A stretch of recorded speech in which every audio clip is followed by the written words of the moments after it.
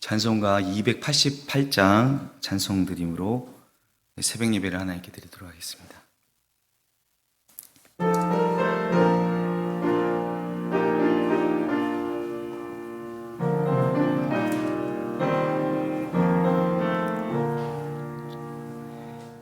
예수를 나의 구주 삼고 성령과 피로써 거듭나니 이 세상에서 내 영혼이 하늘의 영광 누리도다. 이것이 나의 간증이요 이것이 나의 찬송이세. 나 사는 동안 끊임없이 구주를 찬송하리로다. 온전히 주께 맡긴 내 영 사랑의 음성을 듣는 중에 천사들 왕래하는 것과 하늘의 영광 보리로다. 이것이 나의 간증이요 이것이 나의 찬송이세. 나 사는 동안 끊임없이 구주를 찬송하리로다. 주 안에 기쁨 누림으로 마음의 풍랑이 잔잔하니 세상과 나는 간 곳 없고 주만 보이도다. 이것이 나의 간증이요 이것이 나의 찬송이세. 나 사는 동안 끊임없이 구주를 찬송하리로다.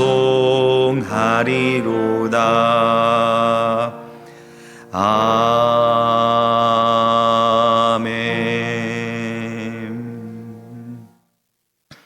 기도하시겠습니다. 하나님, 은혜를 감사드립니다. 하나님의 은혜 가운데 우리에게 지난 밤 동안 안식을 허락하여 주시고 오늘 우리에게 새 날과 새 호흡을 허락하여 주셔서 하루의 시작을 주님 앞에 나와 이렇게 예배함으로 시작할 수 있게 하여 주신 은혜를 감사드립니다. 하나님, 벌써 한 해의 반이 지났습니다. 지난 반년을 돌아볼 때에 우리가 하나님의 은혜를 감사하지 않을 수가 없습니다. 2년 동안 코로나로 인해 우리 일상이 무너지고 함께 모여 예배하지 못하고 또 그로 인해 하나님을 향한 믿음의 길에서 느슨해졌던 시간이었음을 고백합니다. 그러나 우리로 다시 모일 수 있게 하여 주시고 어그러졌던 모든 일상을 조금씩 회복하여 주신 그 은혜를 생각할 때 감사합니다. 또한 우리나라를 새롭게 이끌어갈 일꾼들을 세워주시고 그들로 하여금 하나님께서 이 땅을 다스리시고 통치하고 계심을 기억하게 하여 주심을 다시 한번 감사드립니다. 또한 하나님의 은혜 가운데 예배당 건축을 허락하여 주신 것도 또한 감사드립니다. 되어지는 모든 가정 가운데서 지금까지 인도하여 주신 것도 하나님의 은혜요, 또 앞으로 이 일을 통하여 역사하실 하나님의 역사하심을 생각할 때에 감사를 드립니다. 하나님, 이제 남은 반년을 우리가 이러한 감사한 가운데서 살아가게 하여 주시고 우리의 삶 가운데서 더욱더 하나님의 역사하신 가운데 더 큰 감사를 올려드릴 수 있도록 인도하여 주시옵소서. 어제는 성령 강림 주일이었습니다. 부활 승천하신 주님께서 우리에게 성령을 약속하여 주시고 두려움과 불안에 떨고 있던 제자들이 그 주님의 약속을 붙들고 기도하였을 때 성령께서 임하시는 놀라운 약속의 성취를 우리가 성경을 통해 보았고 들었습니다. 주님, 우리에게도 약속하신 성령께서 임하셔서 우리로 하나 되게 하시고 우리로 서로 소통하게 하시는 놀라운 성령의 충만함을 경험하게 하여 주시옵소서. 우리 영화교회가 성령 충만한 교회 되기 원합니다. 하나님께서 세우신 윤광서 목사님 성령 충만하여서 우리에게 살아계신 하나님의 음성을 들려주시옵소서. 그 입술에 하나님의 말씀을 허락하여 주시고 선포되어지는 말씀을 통해 우리 영혼이 깨어나고 살아나는, 그리하여 하나님의 사람들로, 하나님의 군사들로 세워지는 은혜가 있게 하여 주시옵소서. 이 교회를 하나님의 뜻대로 이끌어 나가기에 부족함이 없도록 힘과 지혜를 허락하여 주시기를 간절히 원합니다. 하나님, 다시 한번 우리 교회를 다시 새로운 성전으로 이전하고 건축할 수 있게 하여 주신 기회를 허락하여 주신 것을 감사드립니다. 우리가 이 일을 기쁨으로 감당하게 하여 주시옵소서. 하나님의 전이 새롭게 세워져감을 보면서 정말 하나님께서 지금도 살아계시고 역사하시는 그 하나님의 놀라운 능력의 손길을 경험하는, 또 우리가 증거하는 시간 되기를 원합니다. 하나님, 이제 건축 허가가 떨어지고 이제 시공을 앞두고 있습니다. 하나님, 정말 좋은 시공사들 만날 수 있게 하여 주시고, 하나님, 이 일에 참여하는 모든 사람들이 하나님께서 주시는 큰 복을 받아 누릴 수 있게 하여 주시옵소서. 간절히 원하기는 정말 아무런 차질 없이 원활하게 진행되기를 원합니다. 그러나 우리의 계획과 뜻대로 되지 아니할 때에도 좌절하거나 낙심하지 않게 하시고 함께 마음을 모아 기도함으로 하나님의 역사를 경험하게 하여 주시옵소서. 하나님, 아직도 지구 저편에 우크라이나 땅에 전쟁의 소식이 끊어지지 않고 있습니다.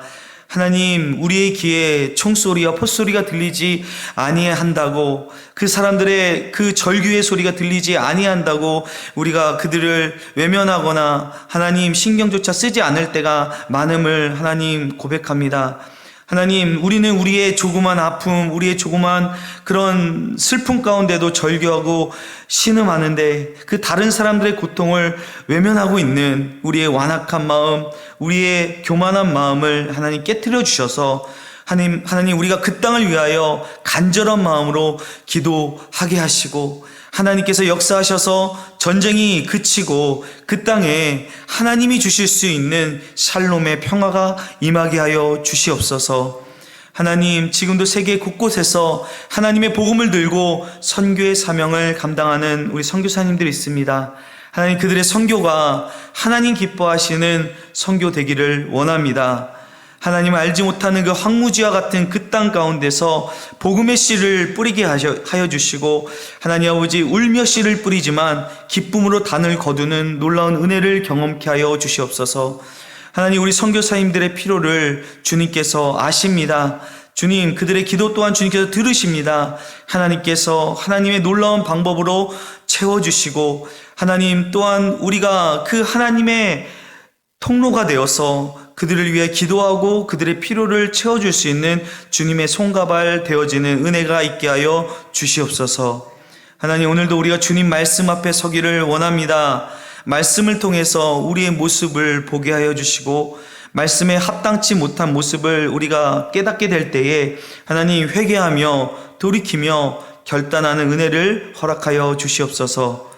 오늘 하루를 우리에게 주신 그 주님의 말씀을 기억하며 그 말씀을 이루며 살아가는 은혜를 허락하여 주시옵소서. 감사를 드리며 예수님의 이름으로 기도드립니다. 아멘.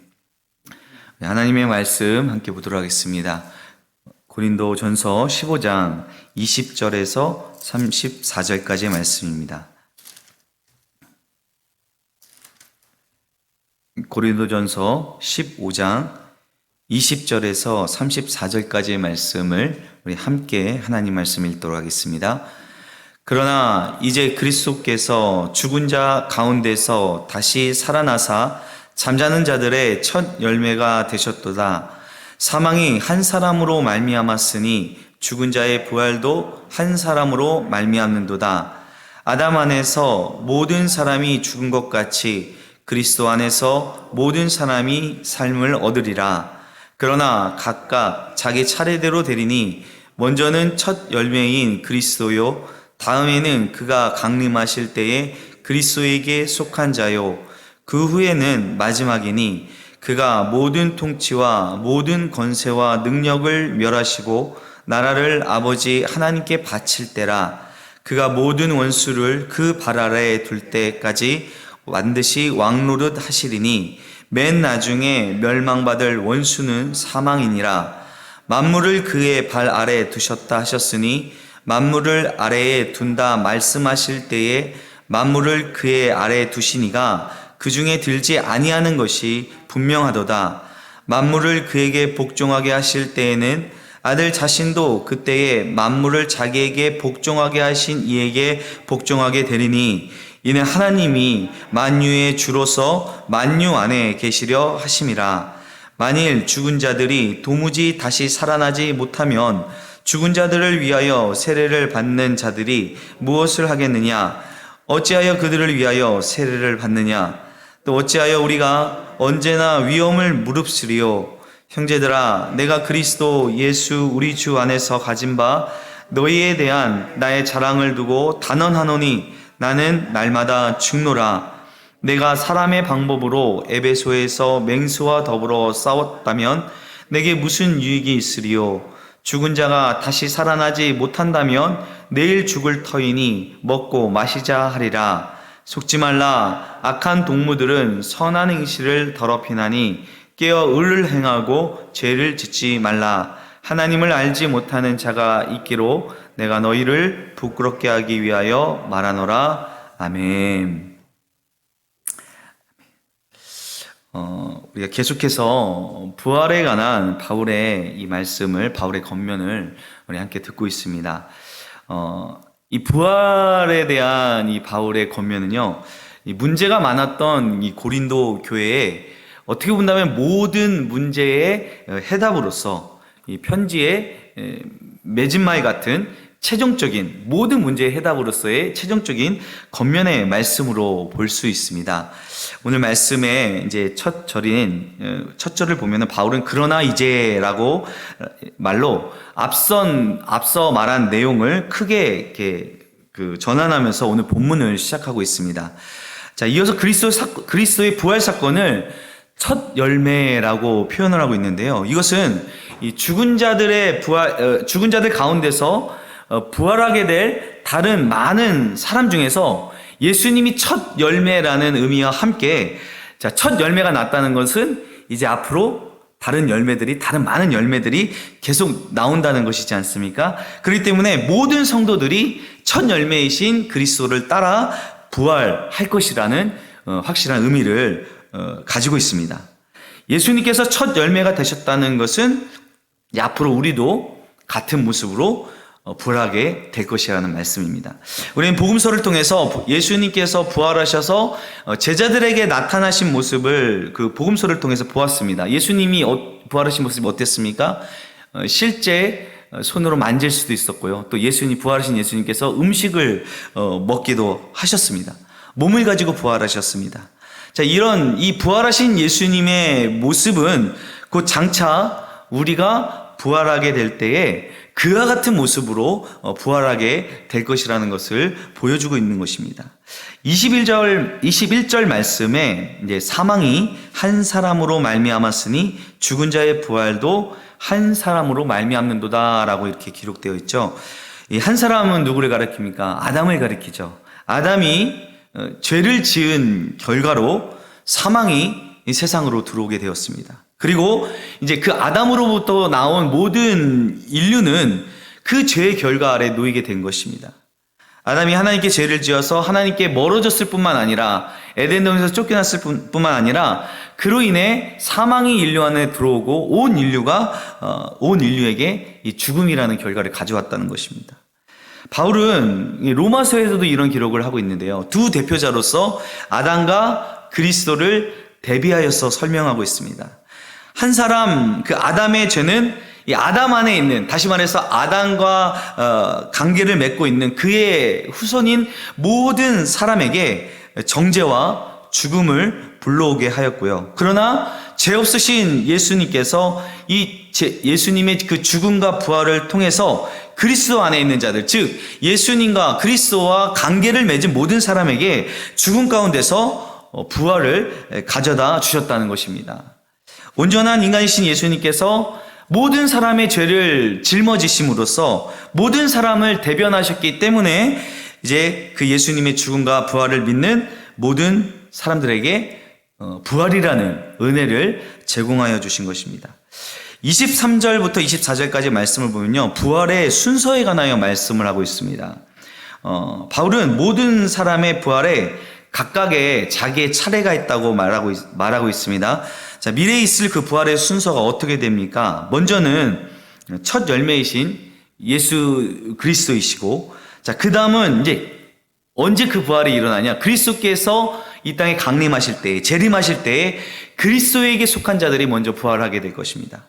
그리고 그 다음에 마지막, 이것은 이제 심판을 말하는 것이죠. 심판이 있을 것이라고 말씀합니다.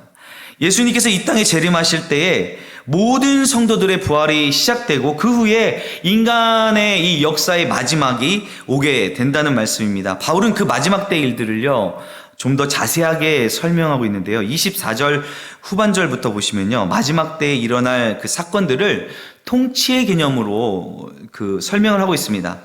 먼저 부활하신 그리스도께서 통치하시는 때를 설명합니다. 이때는 그리스도께서 모든 통치와 권세와 능력을 멸하시고 그 나라를, 온 세계를, 온 우주를 아버지 하나님께 바치는 때라고 나오고 있습니다. 그리스도께서 모든 원수를 발 아래 둘 때까지, 그때까지 먼저 예수님께서 왕노를 하실 것인데, 그가 굴복시켜 통치하실 마지막 원수는 사망이라고 말씀하고 있습니다. 이제 사망은 어떤 존재입니까? 모든 살아있는 존재의 원수이고 모든 인류가 어느 누구도 피할 수 없는 공통적으로 맞이하는 운명입니다. 근데 예수 그리스도께서 십자가 부활 사건을 통해서 이미 이 사망의 권세를 깨뜨리셨습니다. 사망을 멸하셨습니다. 근데 어떻습니까? 여러분, 여전히 사람들은 지금 죽고 있죠. 지금 사망 가운데 있습니다. 제가 종종 그런 비유를 들기도 하는데요. 2차 세계대전 당시에 그 1944년 6월 6일, 딱 오늘입니다.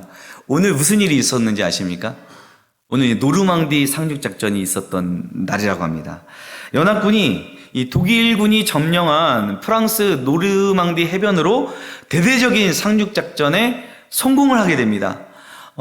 전쟁에 대한 그런 그 기록을 한 그런 기록들을 보면요, 이 노르망디 상륙작전으로 인해서 승기가 연합군으로 넘어왔다고 이렇게 다들 그 의의를 적어 놓습니다.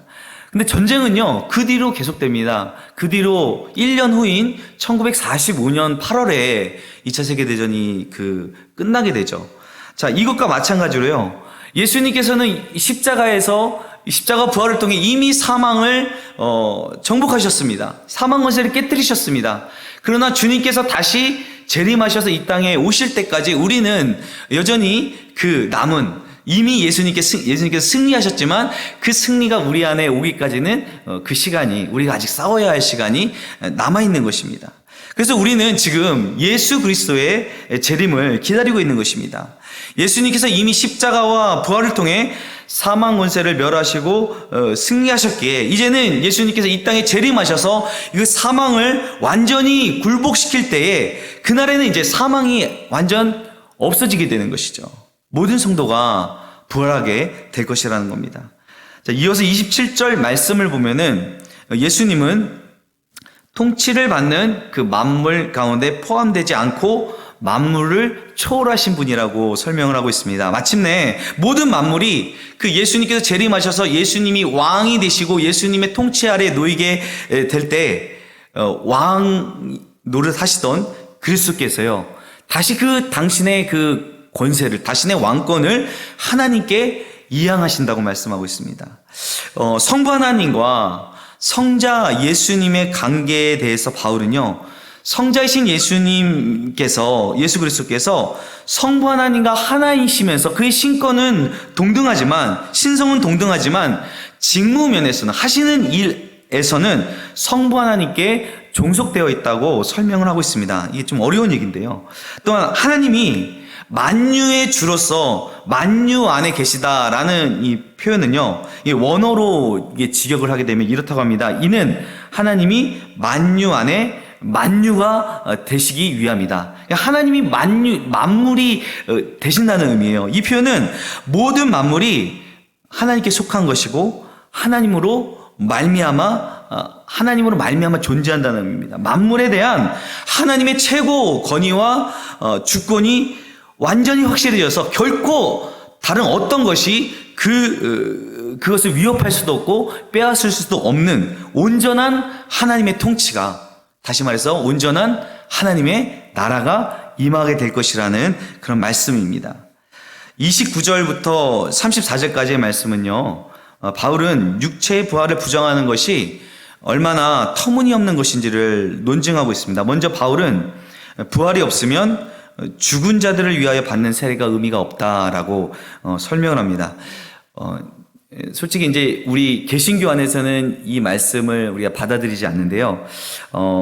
이 구절은 수세기 동안 신학자들 간에 많은 논의를 낳은 구절입니다.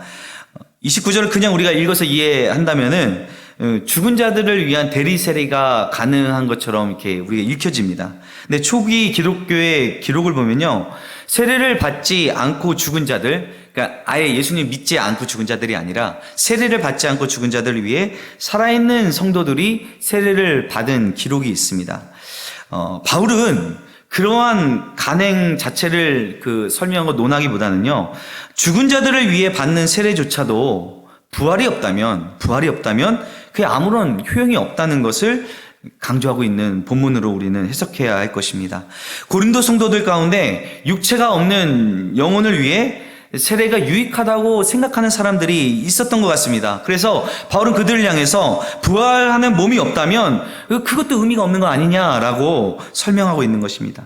또한 부활이 없으면요, 성도가 복음을 위해 감수하는 어떤 박해나 위험도 모두 의미가 없다고 설명하고 있는 것이죠. 바울의 삶에 항상 존재하던 위험, 바울이 곳곳에서 자신의 경험담, 자신이 겪은 위험들을 이렇게 설명을 하지 않습니까? 그런데 그런 위험 가운데서 바울이 결코 좌절하거나 낭망하거나 바울이 주님을 떠나지 않고 그런 것들이 바울을 넘어뜨리지 못한 이유는 바울에게 부활에 대한 소망이 있었기 때문이었습니다. 위협과 박해 가운데서 표현했던 그 바울의 모습 자체가 바로 죽은 자의 부활이 확실하다는 증거고 바울이 그 증인이 되었다는 것이죠. 바울뿐만 아니죠. 초대교회 가운데 복음을 위해서 순교한 이들이 얼마나 많습니까? 그들을 우리가 생각할 때 그들에게 대단한 믿음이 있고요. 또 자신의 목숨보다 예수 그리스도를 사랑하는 마음이 있었을 것입니다. 자신을 위해, 나를 위해 십자가에 달리신 그 예수님을 생각하면서, 그 은혜를 생각하면서 나도 예수님 사랑하는 마음으로 기꺼이 순교의 잔을 마신 이도 있었을 것입니다. 그러나 무엇보다도 그들이 기꺼이 그 순교의 자리에 나아갈 수 있었던 것은 바로 부활에 대한 소망이 있었기 때문일 것입니다. 고린도 교회는 이런 사람들이 있어요. 내일 죽을 터이니 먹고 마시자, 이렇게 주장하는 사람도 있었고요. 또 더러운 생시를 보이는 사람들과 하나님을 알지 못하는 사람들이 있었습니다. 그러나 이러한 행태는 바로 부활에 대한 지식이 없고 부활에 대한 소망이 없기 때문에 나타나는 모습이다라고 바울이 말씀하고 있습니다. 여러분, 오늘 이 말씀을 통해 우리에게 주시는 메시지가 무엇입니까? 우리는 부활을 저 이후에, 우리 죽은 이후에, 사망 이후에 일어나는 사건으로 받아들이게 됩니다. 물론 맞습니다. 죽음이 없이는 부활이 있을 수 없을 것입니다. 우리는 훗날 그리스도 안에서 이 땅의 삶을 마치게 될 때에 주님께서 재림하실 그때에 그리스도 안에서 잠자는 자로서 우리는 새로운 생명인 부활을 경험하게 될 것입니다. 그러나 우리에게 이러한 부활에 대한 믿음이 있다면 이 믿음은 반드시 오늘 지금 이 땅에서의 삶의 모습, 오늘 우리가 살아가는 모습을 결정짓고 만들어가게 해줄 것이라는 겁니다. 우리에게 부활에 대한 소망이 있기 때문에 오늘 하루를 어떻게 살아야 할지를 우리가 생각해 본다면 오늘 하루를 죽으면 끝이지 라는 생각으로 이 땅의 것만을 위해 살아가는 것이 아니라 흥청망청 살아가거나 쾌락을 쫓아 살아가는 것이 아니라 그렇게 살아간다면 그런 사람이 바로 부활에 대한 지식도 없고 부활에 대한 소망과 믿음이 없는 것이겠죠. 그러나 우리에게 반드시 부활이 있습니다. 우리는 부활의 몸으로 우리에게 새 생명을 주신 하나님을 만나 뵙게 될 것이고 하나님과 영원히 함께 살게 될 것입니다. 여러분, 이 확실한 약속이 우리에게 있기 때문에 오늘 우리는 오늘 하루를 그 부활에 대한 소망과 기대를 가지고 살아가는 것입니다. 하나님께서 원하시는 삶, 하나님께서 이 땅에 우리를 보내셔서 우리를 통해 이루시고자 하는 그 하나님의 뜻을 쫓아 오늘을 살아가야 하는 것입니다. 바울은 고린도 성도들에게 속지 말라라고 말씀하고 있습니다. 세상은 부활을 믿는 우리들을 어리석다, 허무맹랑하다 말할 수 있습니다. 말하곤 합니다. 어떻게 하면 이 땅에서 잘 먹고 잘 살지를 궁리하라고 말합니다. 그것을 위해서 서슴지 않고 죄도 지을 수 있고 더러운 일도 할 수 있는 것이 세상의 상식이고 법칙입니다. 바로 이러한 세상의 속상임에 속지 말라고 말씀하고 있는 것입니다. 여러분, 우리에겐 반드시 부활이 있습니다. 믿으십니까?